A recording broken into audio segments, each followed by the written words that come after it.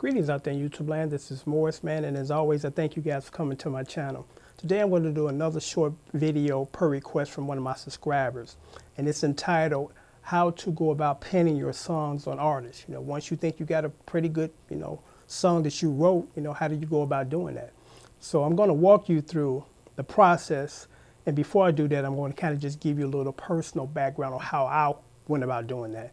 And basically how I went about doing that was first, you got to be honest with yourself to say, do you think that you got something good? Because when you show it to play it for your friends and family, they like you and they say, it don't sound bad, but sometimes you got to take it another level and let other people that, are not really your personal close friends and ask them what they think, because I was fortunate enough that I hung around a club in the 80s called the Copper Box from the south side of Chicago, and I was in good with the DJs because I had a band that played there on a regular basis, so they knew me. So sometimes I would put together, some pretty good professional 4-track demos, and in between the regular songs, they would sneak it in there. And people was, still dancing. Nobody stopped and looked around and said, what is that mess? So that's when I kind of realized I had something special. So then what I did was I did my research. I went to the library, and I rented a book and eventually bought it. It's called This Music of Business, or This Business of Music. And that's extremely important for the artists, for the songwriters, because it's a guideline as far as the process that needs to be done to start you on the track, or on the right track as far as getting your stuff put out there. So that's what I did. And, every maybe year or two, they do a updated version, revised, because the information as far as to the record labels, to the publishing people are not current, so they update it. So I strongly encourage you to buy that book, read it from cover to cover before you even start trying to submit anything, because it will walk you through what you need to do, and it will save you a lot of time on not wasting your time on doing stuff that you don't need to do. Because, sometimes, we don't know what we don't know, and we go out there and we do things that's just not beneficial to us, or, it's not going to help us. So, let's get started with the process of me walking you through what needs to be done and how I did it. I use myself as an example, so you can just follow what I did. So here we go. Stuff on artists is I did my research, because music is a business and you got to treat it that way. So I went to the library and I bought a couple of books, or actually rented them and then I bought them. And one of them is, and I can't stress this book more, it's called This Business of Music. It walks you through from A to Z what you need to do to get your stuff out there. Really good information, and actually some pretty good contact information, because the very first person I contacted through that book was stationed in Chicago at the time when I was living there. So I contacted this woman publisher, and I said I have some material, because they say call first or write. So I said I have some material that I think is pretty good, material, and I want to put it on some artists. She said, okay, well, send me your best. And she stressed, send me your best. So I sent her 3 songs. The very first song, I was really confident that it was my best song. But actually, she liked the number 2 better than the number 1 selection. So once I submitted it, she said that, I think you got something here. And she said, I got a few people that I want to introduce you to, and they're recording at this time, and or about to go into the studio, and they might be able to use one of your songs. So the very first person she got me in contact with was and I had no idea that this guy was a legend. I mean, just a few years ago, I just realized how big he was, because in Chicago, when you think of old school blues, you think of Tyrone Davis. You think of some other artists, but Tyrone Davis is like the top guy. But this guy's kind of was up there too. His name is General Crook, or that's what he went by. So she got me in contact with him. I submitted the stuff to him. He called me and said, man, I like what you're doing. He said, but unfortunately, I can't use it right now because I just finished up my studio album. I just recorded it, so I don't have any use for it. So he turned me on to another gentleman by the name of L.V. Johnson. L.V. listened to it, liked it, recorded a couple of songs, that I wrote. So that's how I started. Also, what you want to do, because when you live locally, you can probably actually meet these people. But say, for instance, you got a song that you think Bobby Brown is great for, but you don't live in the same town as Bobby Brown.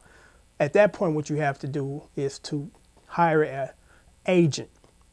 and he works on your behalf as far as submitting your stuff. And of course, they have to get paid. So, that's normally how it's done in the music industry. And before it, let me just digress right quick. Before you even get to that process too, what's extremely important is make sure your stuff is copyrighted. Now, some people don't even know what that means. And they in the business, it's like, okay, well, let me break it down to you. You have to be able to show in the court of law that if somebody steals your stuff or takes it or uses it without your permission, that you have ownership of it. And how you get ownership of it is you submit forms to the Library of Congress. Now, back in the day when I first started, I used to get them through mail. But now you can go onto the website. You tap on the internet, Google Library of Congress, go onto their site, and you can download these forms. I got some in the back somewhere, but they buried away. But the form you want, I believe, is called SR or PA, one of those. But it protects musical arts. So there's two ways you can do this. You can copyright one song, which is, I think, maybe $25 now. If your funds are kind of tight and you got a lot of songs, you can do what's called put it in collection form, meaning like you can say the Morris Man collection, and in that collection there's 10 songs. But when you're ready to submit a song to an artist and he records it, you got to pull that song out of there and do a form all by itself for that song. Because the second way, as far as collection, is kind of like a holding pot until somebody records one of your songs. So you're protected during that period. Another thing you don't want to do, and people back in the day swear by this, but it don't hold up in court, the poor man copyright. Now what that is you take a song, a cassette, and lyrics, and put it into an envelope and you mail it to yourself. And then you don't break the seal. And then, if something happens, somebody steals it, you can prove that. That doesn't work. So don't even waste your time trying to do that.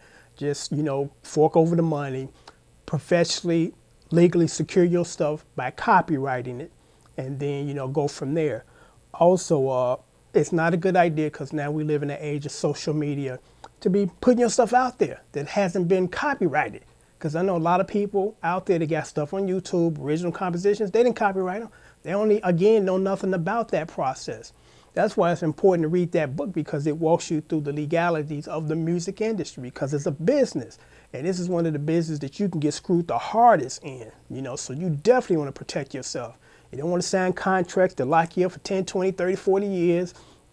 You don't want to put your stuff out there that hasn't been copyrighted, because recently YouTube has blocked all the Marvin Gaye stuff. And the reason being is because of that Pharrell and Robin Thicke nonsense. These two guys who are creative and very good artists, for some reason decided they was going to steal, and I literally stress steal Marvin Gaye's tune. I think it was Let's Get It On, or Got to Give It Up.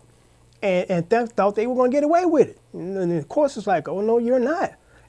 So as a result of that, I can't do any more Marvin Gaye covers. They will be blocked. They cannot be shown city, state, nationwide, or worldwide. So it's important to, again, get your stuff copyrighted, and then, purchase that book, because that book comes out and they keep doing reissues and they update the information. So get the latest edition of it and contact these people, and then see where it goes from there. And then when you're thinking about branching outside your city or your state, you might want to, well, not might want to, you definitely want to contact a music attorney and or agent, either one.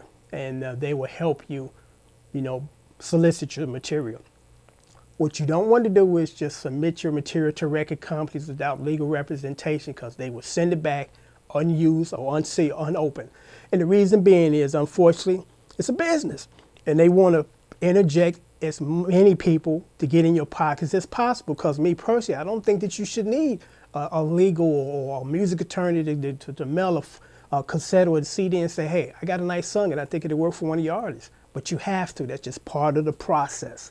And they're not going to sway away from that, because, again, if you send unsolicited material, it gets sent back to you. Sometimes they even open it up and erase the cassettes and just put their own personal stuff on it and use it as personal material.